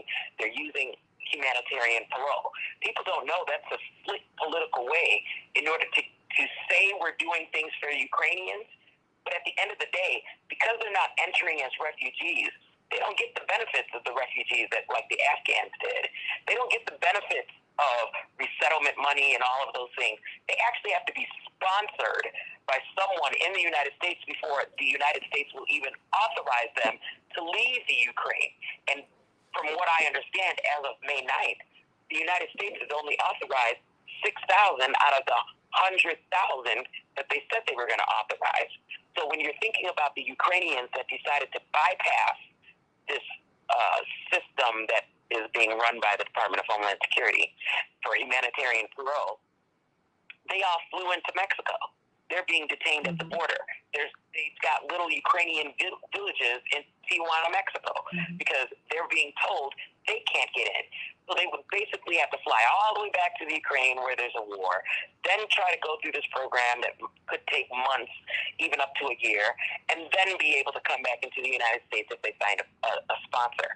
The entire immigration policies are creating a situation in a variety of different countries, because the economic impact, the social impact, the political impact, all of them impact these countries. And until those countries are stable, we won't be able to see, for example, the reconstruction of those countries. Because after the war that's going on right now in Ukraine by Russia, they're going to have to be reconstructed. And then the labor is going to go to Ukraine. The monies, the funding, the international construction companies, they're all going to send their money to Ukraine. And then what happens to the United States? We need to think about this as American citizens. We need to continue to unite our voice, and we need to make sure that it stays in the headline. Even if we're just doing something like this, it needs to stay in the headline, because what we say, what we feel, how we want things to change matters, because this is the civil rights movement of today. Well, I'm wondering, Attorney Jones, if This, as Attorney Sanat has said, if this is not political, kind of slowing the roll on Ukraine, because Americans have not been, of all colors, have not been all in on this war, I think, as the establishment would have hoped. Now, I mean, there's been a precipitous drop in the attention that we want to pay to Ukraine because we have got bread and butter issues that are before us that, my goodness, you can't afford gas. I mean, you can't afford groceries. I mean, it's just, and when you see all this money going out, Americans are raising a lot of questions. And so I'm wondering if that's not part of the, uh, even though they've been allowing Ukrainian refugees in through the southern border, if that might not be some of the holdup. I've got a couple of minutes, Attorney Darrell Jones. Oh, absolutely. That's part of the holdup. Look, when there's a fire that's burning, when there's pressure that's applied, you go to the points of the pressure. So what the issue of the day is where the White House, where the Senate, where Congress is going to spend its attention. It's also where the American people are going to be focused because that's where the press is pushing the information. So that's where you focus.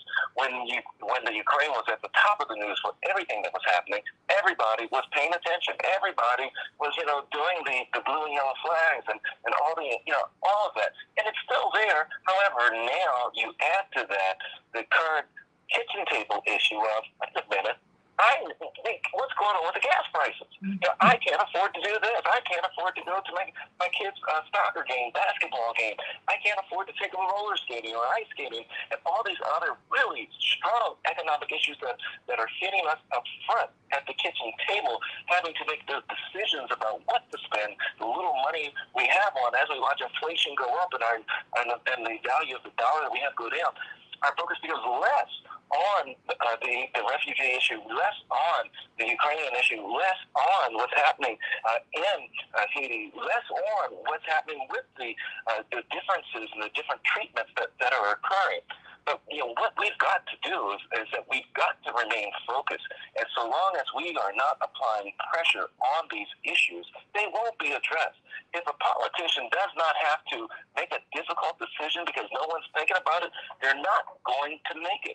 So it's important that that we recognize that we've got to keep this issue at the forefront. We've got to keep our brothers keepers there. We've got to be our brothers keepers. I encourage people to, if this is your issue, call the Senate, call 202-224-3121. Tell them to make this a priority, to be certain that the Haitians are treated the same as everyone else.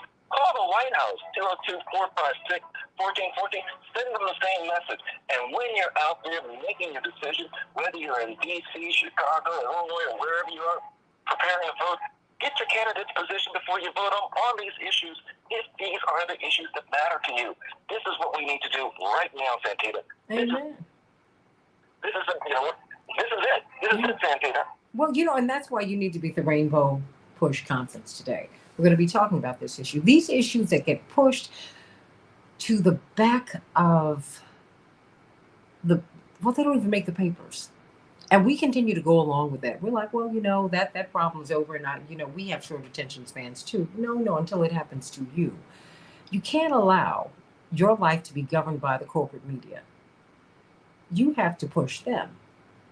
This is still a real issue. People are hungry. People are starving. People are trying to get to the United States, and we're not talking about it because we are not seeing it. It's not being discussed, and it wasn't being fully fleshed out when it was discussed. So think about that, everybody. I want you to meet us over at Rainbow Push today. We're going to be talking about this and so many other issues. Big clergy luncheon. If anyone wants to go, Renee, do you want to go? I got a ticket for you. Call me at 773-763-9278. Got a ticket for you. It's going to be great singing, great preaching, all of that. Back with more of the Santita Jackson Show in just a minute.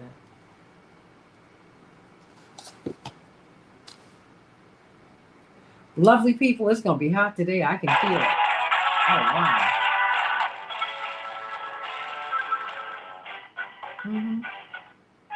Linear Bob, you said, remember, 98% of our media are controlled by right-wingers. I think that explains a lot of the behavior of our population.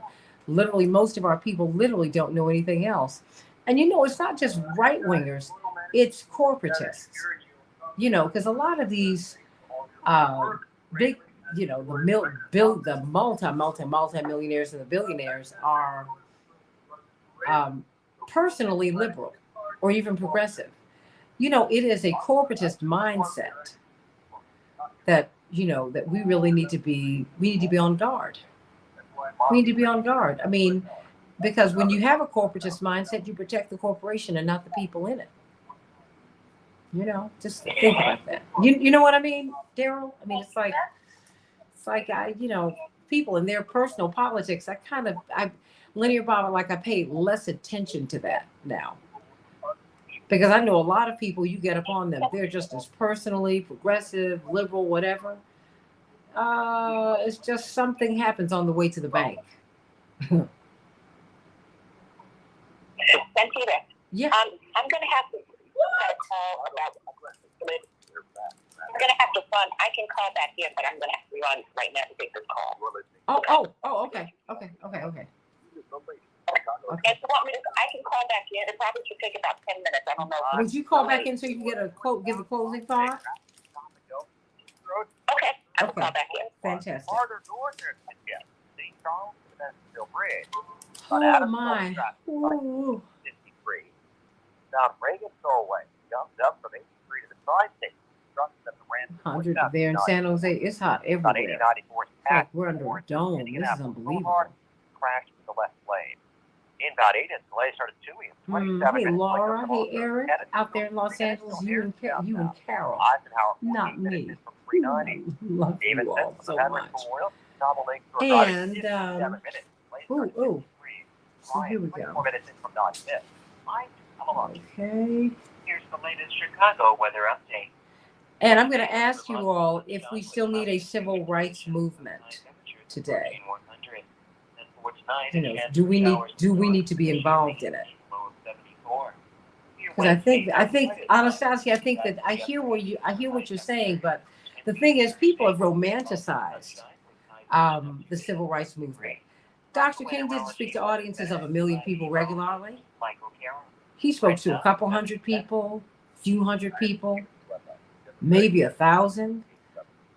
He didn't speak to large audiences. You should go, when you get to Atlanta, you should go to Old Ebenezer and you see just really how small a church it is.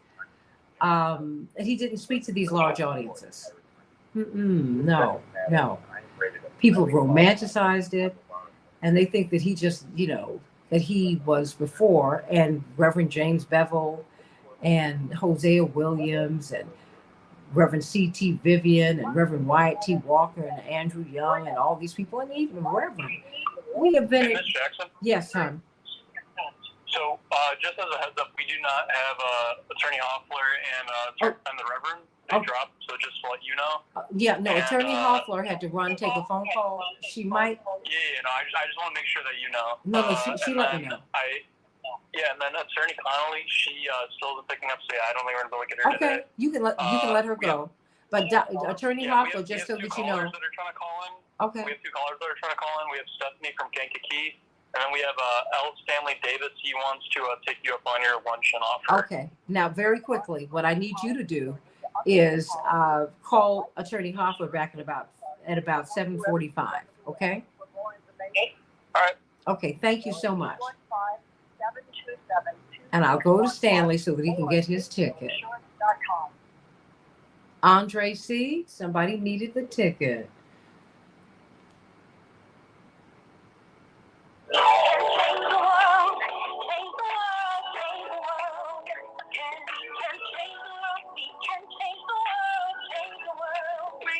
The Santita Jackson Show.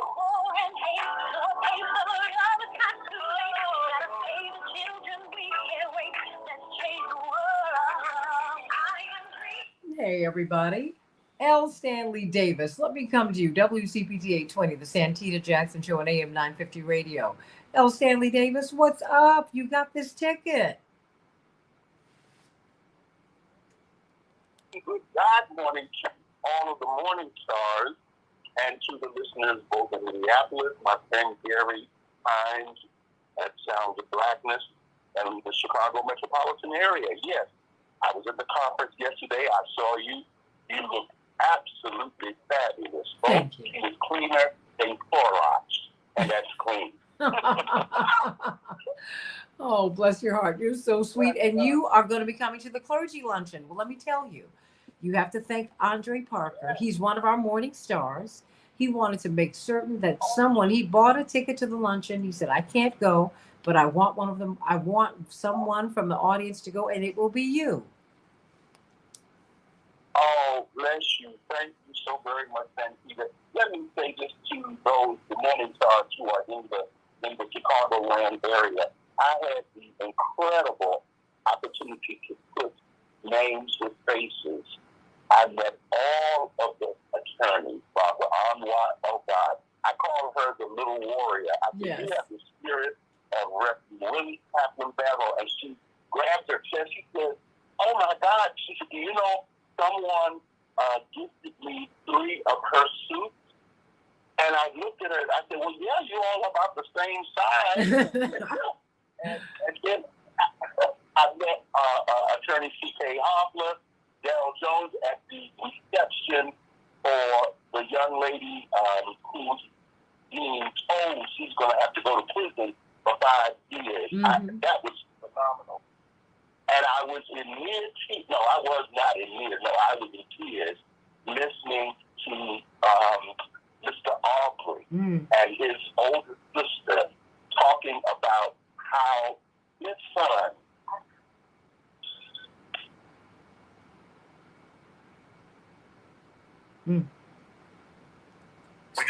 Stanley? Oh, wow. Stanley, bless your heart. Bless your heart. the conversation there. And absolutely. But you know what? I need you to call back because I need to get your contact information so that we can get this ticket to you. So, Stanley, please call back so that you can call us at 773-763-9278, 773-763-9278, so that we can get this ticket to you and certainly get over to the South Shore Cultural Center because you will get in. You do have a ticket. But we've got Stephanie. Stephanie, how you doing today? Well, happy summer solstice. Absolutely. God bless you. I wonder if we would stop giving subsidies to those who don't need it, like the oil companies, and like some of these big ag farmers are making millions. I'm in Pembroke, and they make $44 million. Not the small farmers, the family farmers, the big ag farmers. They give nothing back to our community, but they're getting subsidies. So if we use some of that subsidy money, maybe send everybody a $300 gas card, or Walmart or some store, to help subsidize even with food, even for food stamps. That money has got to stop subsidizing those who are already rich to get rich. It doesn't make any sense to me. Amen to that. Amen to that. And, I hope you will join us at the convention because we're talking about those issues, because it seems to me that's why, Reverend Dr. Geary, let me ask you this. Do we still need to be involved in the civil rights movement? I mean, is it still necessary in 2022, Reverend Dr. Geary?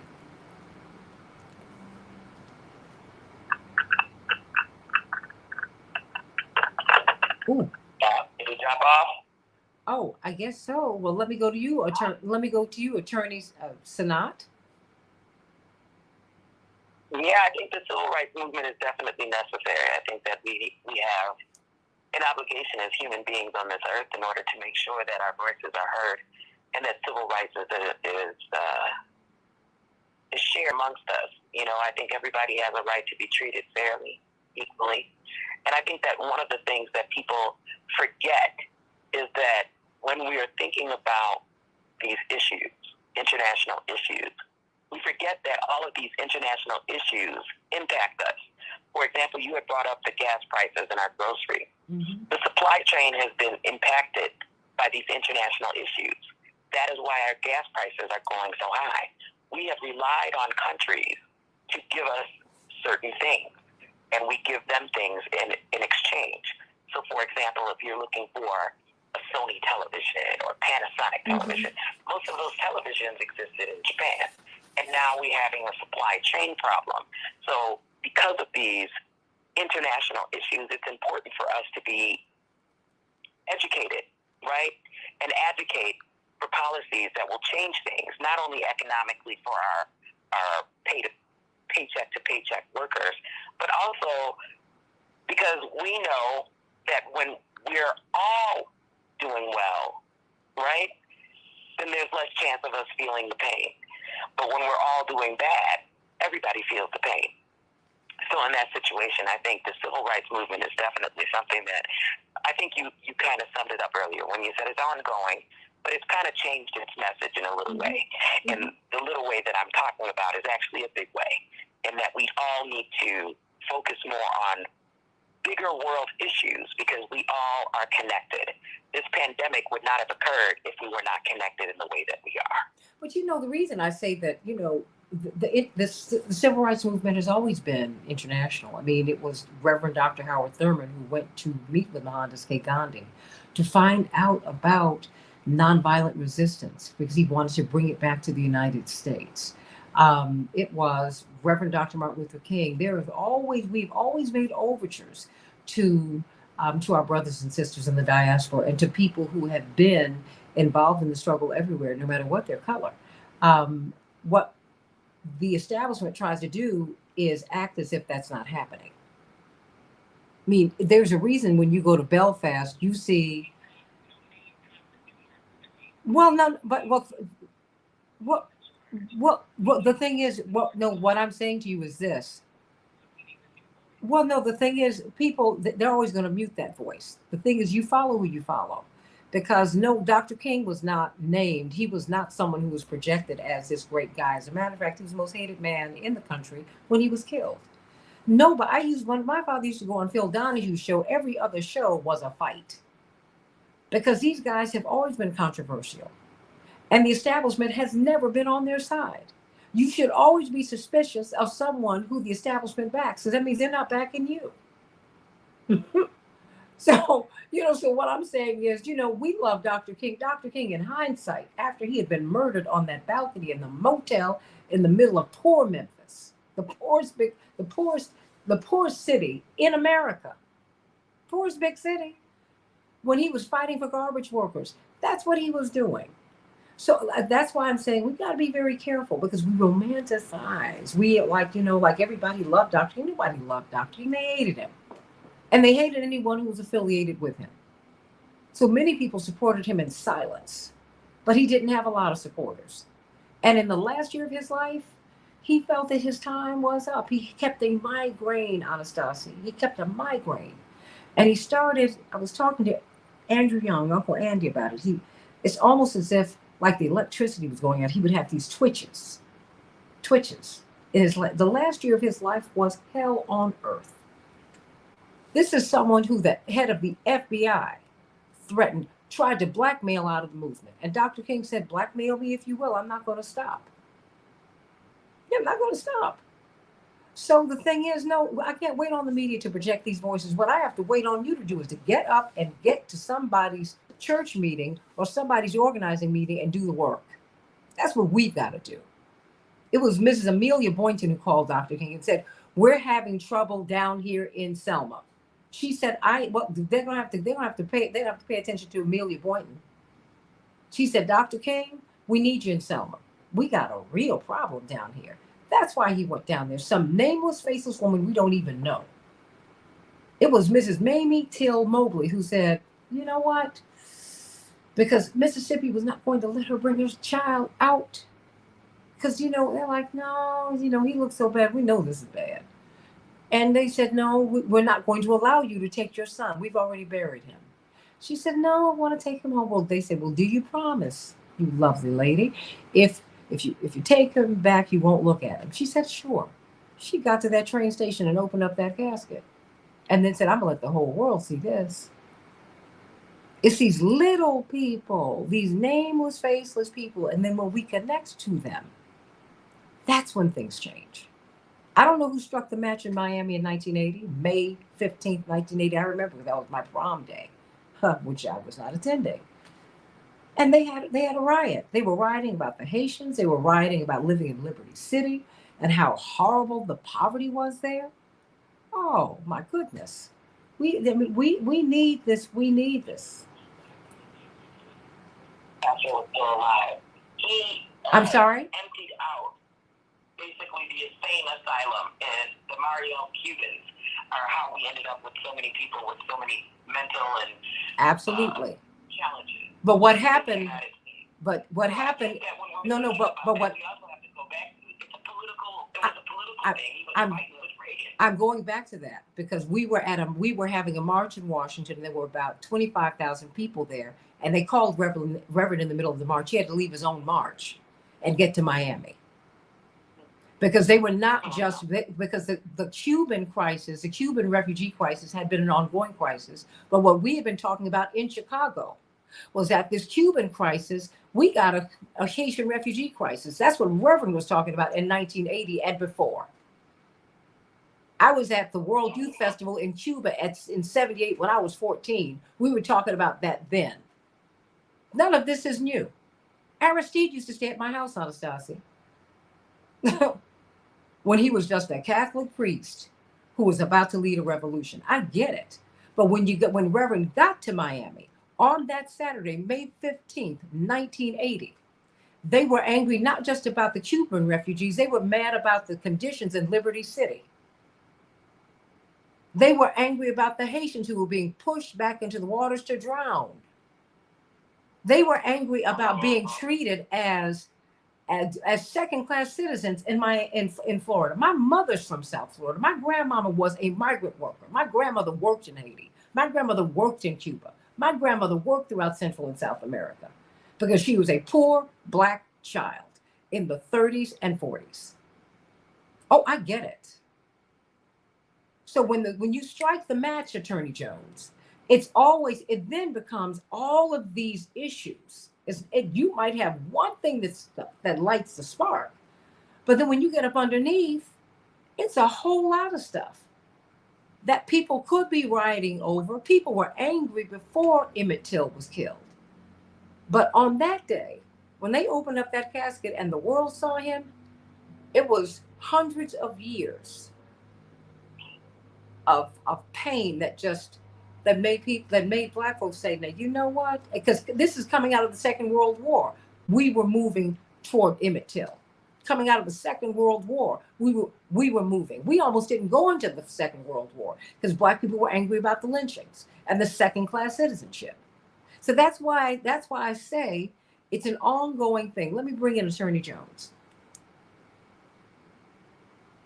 And Cynthia, you're absolutely on point. You know, we know that it was the death and just the horrendous death of Emmett Till that sparked Rosa Parks. So you're right. We never know what is going to happen once that spark is ignited. We know that even with Amelia Boynton, when we were speaking of Selma, with Amelia Boynton, when things went off in Selma, and she made the efforts and all that she did in Selma. Do you know that to this day, 2 days ago or Saturday when we were at the Poor People's Campaign in D.C. with Bishop Barber, who shows up? Amelia Boynton's great nephew, Elliot, who's still in the fight. You've got to spark. You gotta light that spark and get the flame going. The civil rights fight right now, it's going on. The question is, where are you? Well, where are you? If you don't know what's going on, the question is, where are you? So we need you to be at the Rainbow. If you need to be reignited, if you need to be reconnected, you need to be at Rainbow Push today. Get that energy, get that understanding, get the knowledge, get the spark, and get back in the fight. Because the fight's going on. The question is, are you on the menu or are you at the table in this fight? And we need you at the table in this fight. We need everybody with us in this fight, Santita. Well, I hear you. I'm hearing you because the fact is, we've got supply chain issues. But guess what? Congresswoman Lori Trahan, I keep saying this, out of Massachusetts, she tweeted out something and it kind of threw everybody into a moment. She said the price of oil, the price for a barrel of oil today, $117.59. The price of barrel of oil in 2014, $120.45. These corporations are price gouging, and they need to be called out on it. Don't you? I mean, Ukraine is an issue, but wait a minute. We got enough food in the United States to feed everybody. Many times over, we got silos of food. We just refuse to feed people because we don't mind starving people. No, we don't. We don't mind any of that. Price gouging, that is what is happening here. And they keep trying to blame labor. Oh, enough people aren't working. Stop it. That's a lie. The fact is, these corporations are making more money than ever before. They have absolutely, and I'm going to use a term that might be offensive to some, but God bless you, we have been pimped. We are on the corner, everybody. Yeah. And you ought to be tired of it. I don't know. Maybe you like it. I don't know. But I know I don't. And you're not just going to turn me out there because I don't do that well. How is the price for a barrel of oil going to be cheaper today than it was in 2014? And you cannot even fill up your car. We're not talking about vacations. People can't go to work. They can't even drive their kids to school. Stop it. Attorneys, oh, come on. I mean, it is disgusting. It's disgusting. And you cannot wait for corporate media to tell your story because it is not their story to tell. It's yours. That's why you need to support independent media. That's why you need to get involved in organizations. People function out of their self-interest. The self-interest of the corporation who reports themselves as a person is to protect themselves. Power protects itself. Now you need to protect yourself. And you need to put money, invest in the organizations that are trying to help you. Attorney C.K. Hoffler, you're back. Bless your heart. Because we've been talking about the importance of the civil rights movement today. Is it? It's just as critical now as it was when Dr. King and Reverend Jackson, Santita, and others were fighting for the right to vote. I mean, so it's just as critical. The issues are very similar, just they have a different spin on it. I mean, they're very, very similar. We're still fighting for the right to vote. We're still fighting for the right to vote. We're still fighting for equality. So long as, which is going to be from now until forever, I think, so long as there's racial inequity and that there are people that feel that they are superior, as long as we have people who are enacting acts of violence, heinous violence based on racial animus and hatred, we're going to be knee-deep in a fight for survival, and that's civil rights. So we need to just embrace it. And the only question is, I like how Daryl Jones put it. She said something like, either be at the table or be on the sidelines. However she said it. At the bottom, be on the menu, right. But the bottom line is, either you're in or you're out, and you do it at your comfort level. Because every single issue involving in this country, every single issue, major issue, whether it's immigration, reproductive rights, civil rights, voting rights, all of the major issues in this country impact all of us. And I got news for those who are conservatives, who believe that, they're winning all these victories. They are losing the war 100 miles an hour going south because of the ramifications and the consequences of some of the things that are going to happen. Because what is going to happen when this opinion, this crazy opinion, is going to be released on reversing Roe versus Wade, is it's going to really, really, really change the way that everybody views reproductive rights in this country and what people do when they need to get abortion, including the people who work for them, including their daughters if they have, a situation where they need to get rid of their child. Everyone's going to view this differently, and it's going to have an impact on the legal system. So that's not going to be a victory, and they're going to see that in time. So whenever you have a reversal of people's right to vote, voter suppression and all that, what that does is it ignites something else. You don't win a bad battle and think that you've won a victory. You can win a battle and lose a war. It happens all the time. And so civil rights is alive and well. We need it. We have to have it to survive and to breathe in this country. So I don't even entertain a discussion about civil rights not being relevant. I don't even entertain that discussion because that is so far from reality. It's more civil rights are more relevant now than ever before. Oh, so you don't agree with Clarence Thomas, who said all that the civil rights leaders do is Oh. As long as I can't even, please don't even mention my name and hear the same sentence. That's how offended I am by what he does. What he stands for is everything. It's horrible. It's horrible. It's horrible. And if people are not offended, let me just tell some people who may not be offended by Clarence Thomas, and let's throw his wife in there too. Oh my gosh. You need to be offended by Clarence Thomas. On every level. Yes. On every single level. He has really placed a stain on the U.S. Supreme Court. He wants to make his mark as the most conservative, right-wing, almost white supremacist justice that ever walked in the U.S. Supreme Court. This is a stain on history. Clarence Thomas is a stain on history in terms of his opinions that he's inking. And I say that with a great deal of pain and sorrow because he is African American. We have to claim him. He is African American. I mean, that's what he is. His views are such that they are so extraordinarily conservative that they even defy conservative. Well, you know what? They're not even conservative. He's just racist. You know? I mean, let's just call it what it is. We're conservative. Socially, we're conservative. He is a white supremacist in blackface. Next. I mean, that's just what he is. Next. And you know what? And he's sick. Percy Sutton said, spend less time indicting the person who's been injured by the system and more time fighting the system that injured them. He is someone who was defeated by the system. I don't care how high he's been lifted up by it. He's been defeated. And when you see someone who behaves that way, who won't fight for himself, let alone his people, he's been defeated. Heaven help him. He's been defeated. Next.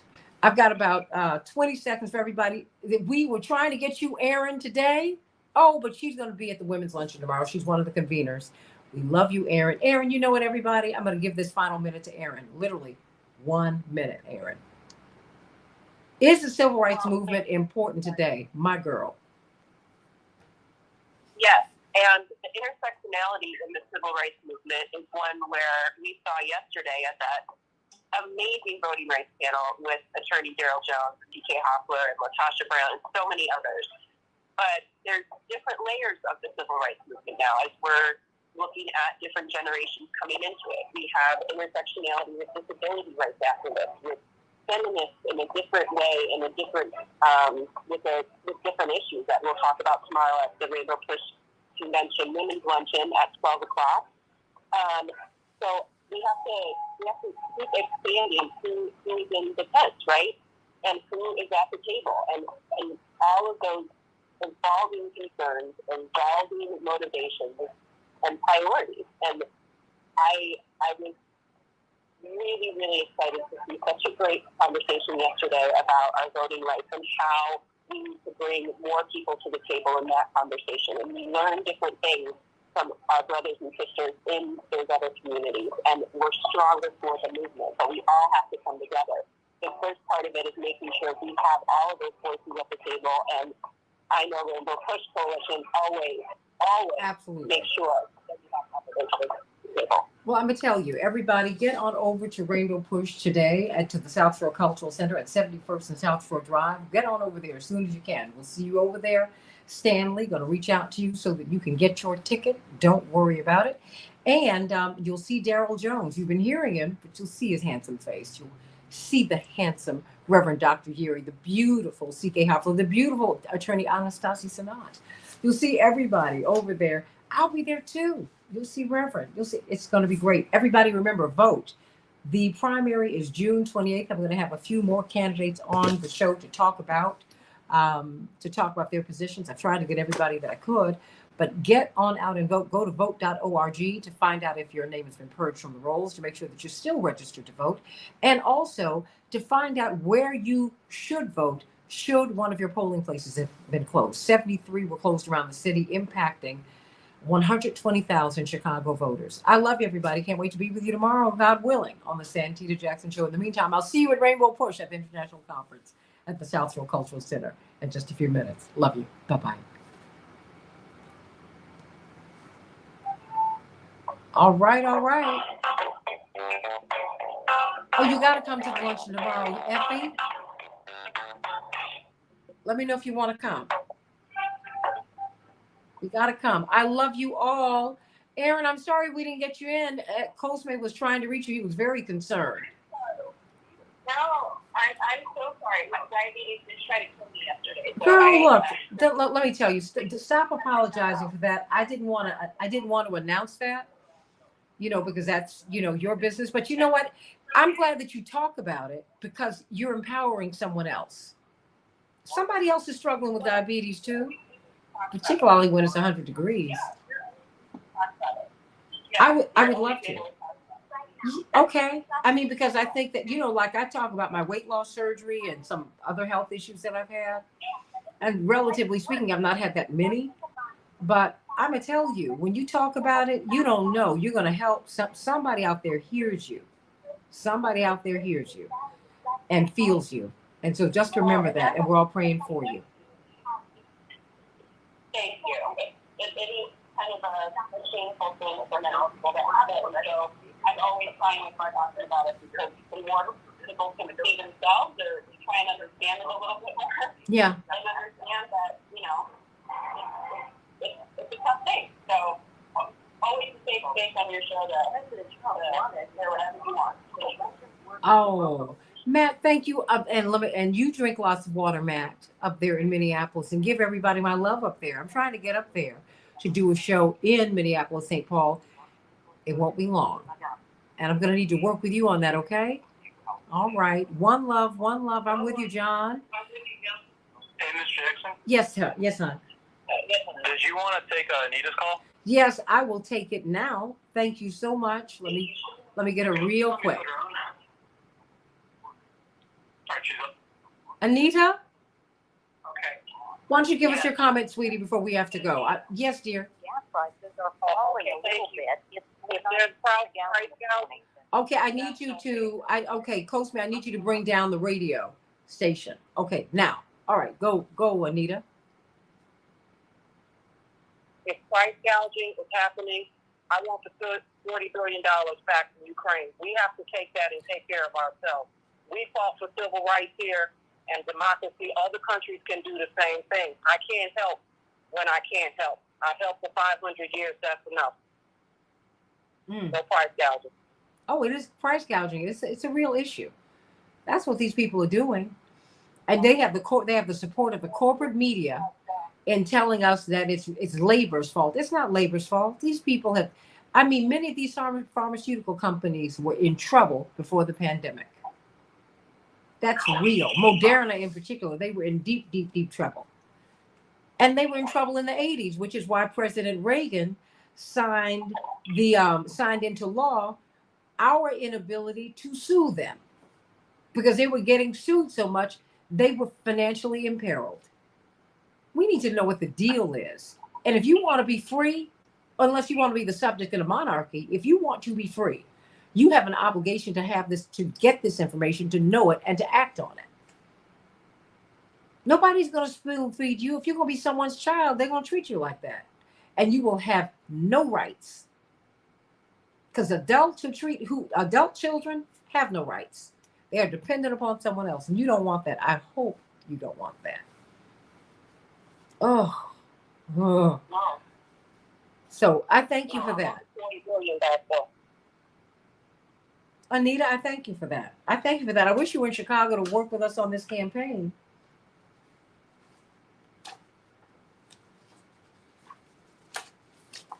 We love you, Anita. We love you. Yes, I wish you were in Chicago to work on this campaign, but I can't have everything I want. I was supposed to be there, but we changed plans and had to go to New York instead. Oh, well, you know what? It's all right. It's all right. Just pray for us. The election is next Tuesday. So we just have a few more miles to go. Just trying to get over the finish line first. Okay.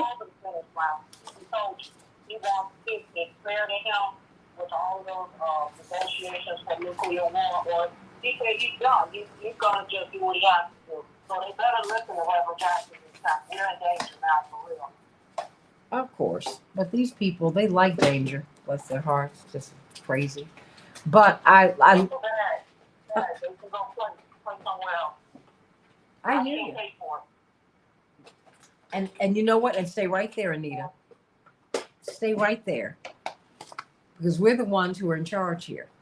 And when we get in charge, the corporate titans start shaking in their boots. Oh my gosh, I can't believe. No. So I love you, Anita. I'm gonna run because I'm gonna take care of a few errands before I get over to the convention today. Because you get over there and you have to stay. Okay. But I missed you, Anita. I wish you were still in Chicago. I wish you were in Chicago. I do. Love you, sweetie.